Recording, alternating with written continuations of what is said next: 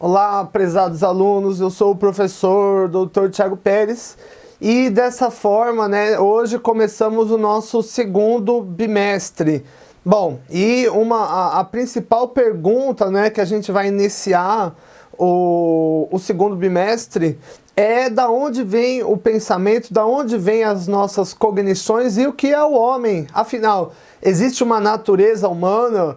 O homem seria, por exemplo, bom por natureza ou ainda o homem seria ruim por natureza? E é o que a gente vai tentar responder. Então, no material que eu já deixei disponível no nosso Prezi, estão ali elencados os 5 grandes temas, que vamos destacar, que vamos desenvolver ao longo do bimestre. A primeira temática vai ser a filosofia da mente. Então nós vamos falar de algumas correntes teóricas. Hoje, ao longo dessa aula, nós vamos falar especificamente de Thomas Hobbes e Jean-Jacques Rousseau e aquilo que esses autores vão entender como sendo o estado de natureza. Nós vamos falar também na próxima aula de René Descartes e de John Locke. Na outra aula nós vamos falar de teoria da escolha racional. Nós vamos falar também sobre estigma na ótica de Norbert Elias. Nós vamos falar também de uso e costume e lei mais adiante no bimestre na ótica de William Graham Sumner. Nós vamos falar também sobre as instituições, as normas, as normativas e as punições que são aplicáveis nas sociedades de forma geral. E por fim, o último tema do bimestre vai ser um autor marxista de nome Louis Althusser e o conceito de aparelho ideológico de Estado e aparelho repressivo de Estado. Enfim, bom, então vamos começar, Então, se nós... eu já deixei no nosso material no AVA um resumo explicativo dos dois conceitos, da visão de estado de natureza em Rousseau e da visão de estado de natureza em Hobbes. E também na nossa apresentação no Prezi, essa parte, Hobbes e Rousseau, está logo no início. Então, quando vocês abrirem a apresentação, a primeira página é essa. A segunda vai ter um dizer aqui, de filosofia da mente. Aqui é mostrado todos os autores que a gente vai falar ao longo dessas 3 próximas aulas, que é o do Hobbes, o René Descartes, o John Locke, o Jean-Jacques Rousseau e os teóricos da teoria da escolha racional. Então hoje nós vamos começar com o Hobbes. Então hoje nós vamos pôr 2 visões à mesa. A pergunta é: a natureza humana, ela é boa ou ruim? Essa é a pergunta que a gente vai tentar responder ao longo dessa aula na ótica de 2 autores. Thomas Hobbes, que está lá na Idade Média, e Jean-Jacques Rousseau, um pouco mais contemporâneo, ou seja, 200 anos depois de Hobbes. Então, resumidamente, Thomas Hobbes ele vai ter uma visão pessimista em relação à natureza humana.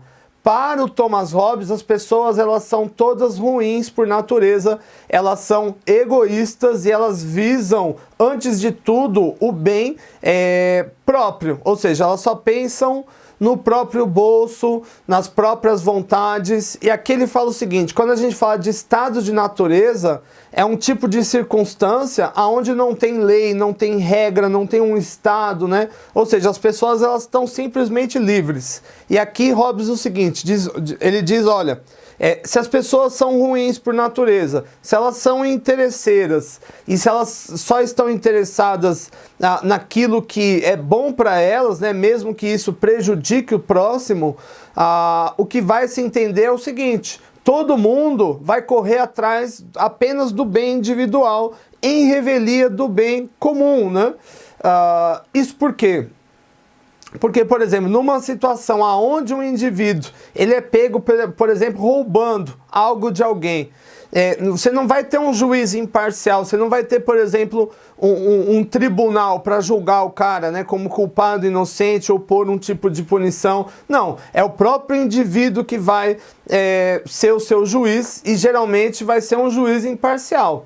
Então aqui, Thomas Hobbes diz o seguinte, que na ausência de lei, na ausência de regra, na ausência de autoridade, a hipertrofia do interesse individual, ou seja, a minha vontade de me dar bem a todo custo, ela vai levar a eu tomar decisões que vai se sobrepor à vontade, se sobrepor ao interesse de outras pessoas. E isso vai gerar o quê? Uma espécie de uma guerra de todos contra todos, como se fosse, por exemplo, uma guerra civil. Todo mundo vai lutar com todo mundo. Vou dar um exemplo. Inclusive lá no AVE eu deixei lá uma curta ilustração. Então imagine, por exemplo, que o indivíduo, um indivíduo mate o cachorro do vizinho e coma. Aí esse vizinho não gostou disso, vai tomar satisfação e o vizinho fala, olha, não fui eu e pronto. Como vingança, ele vai lá e taca fogo na casa desse outro vizinho, mata todo mundo que está lá e os outros parentes vão buscar vingança e vão matar esse sujeito. Aí os parentes desse outro sujeito vão tomar vingança. Inclusive, quando a gente fala de regra, né, aquele negócio olho por olho, dente por dente, lá do Código de Hammurabi, é sobretudo uma ideia de proporcionalidade, ou seja, eu não posso punir a pessoa com um agravo maior do que ela me cometeu. Então, por exemplo, olho por olho, se ele arrancou um olho, eu posso arrancar o olho, ou seja, ou um dente por dente. Ou seja, no estado de natureza, para o Thomas Hobbes, como as pessoas elas são ruins, elas são egoístas, elas vão, para se dar bem, fazer mal para o próximo, e isso vai gerar um desencadeamento de vinganças, um desencadeamento de guerras constantes.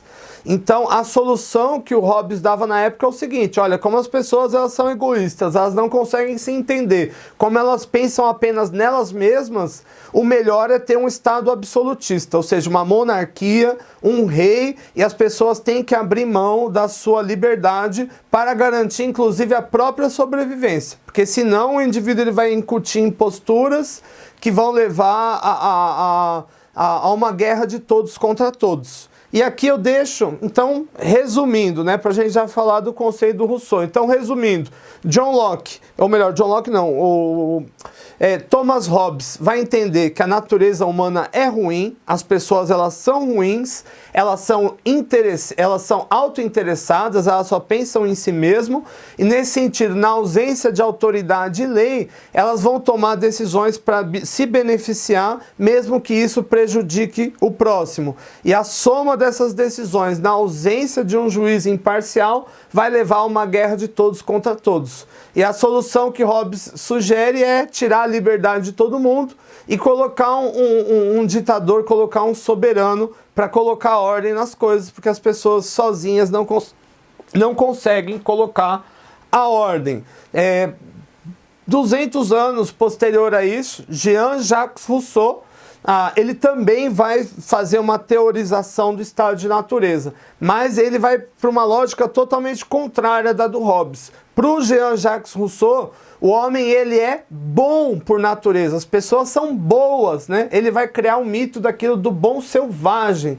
E aqui ele vai dizer o seguinte, olha gente, se o homem ele viver sozinho, ou seja, depender só de si mesmo e da natureza, não tem por que ele entrar em conflito com ninguém. Então, por exemplo, se o cara está com sede, ele pega água no rio, se ele está com frio, ele costura as próprias roupas, constrói um abrigo, cozinha os próprios alimentos, enfim, aqui você não tem conflito de interesses, como você tinha lá no Thomas Hobbes. Aqui, ou seja, já que você não convive com ninguém, você precisa só de si mesmo e da natureza, não tem por que entrar em conflito com ninguém. Ou seja, aqui o Jean-Jacques Rousseau diz, olha, as pessoas elas são boas, mas, seguinte, em alguns momentos as pessoas elas têm que se unir para coisas maiores, para coisas que não dá para fazer sozinho, como por exemplo, as caças, né? Se a gente pensar, como que eu vou caçar um mamute, um elefante, um rinoceronte, um búfalo sozinho? É muito difícil, mas em grupo isso se torna facilitado. Então, o Jean-Jacques Rousseau diz que em algum momento as pessoas perceberam que unir forças propiciava benefícios maiores, ou seja, então ao invés de eu gastar o dia inteiro querendo caçar um esquilo, certo?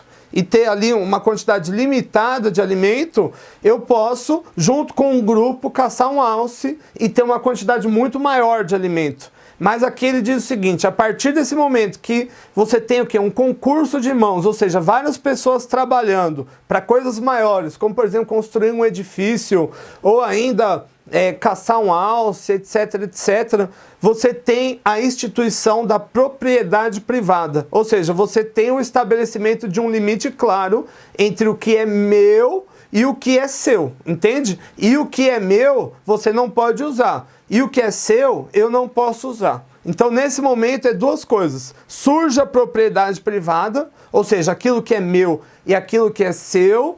E surge o quê? A desigualdade entre homens. Então, por exemplo, suponha que eu organizo uma caça, certo? E a gente vai caçar o alce. A gente conseguiu caçar o alce. E eu vou fazer a divisão das partes. Aí, para um grupo lá, para 2, 3, eu dou o pé do alce, para outros eu dou o chifre, para outros eu dou só o couro e fico com a carne para mim. Isso vai gerar o quê? Discórdia, isso gera desavença e o conflito aparece daí, certo? Então, a partir desse momento que surge a desigualdade, surge uma razão de conflito entre os homens. E a sugestão do Rousseau é se organizar politicamente em grupo para dividir as coisas de forma mais igual, né? Já que as pessoas são boas, a natureza humana é boa, dá para resolver isso de forma conjunta, né? Então, Jean-Jacques Rousseau vai dizer o seguinte: as pessoas, elas nascem boas, é a sociedade, é o grupo, são as situações que passam a perverter as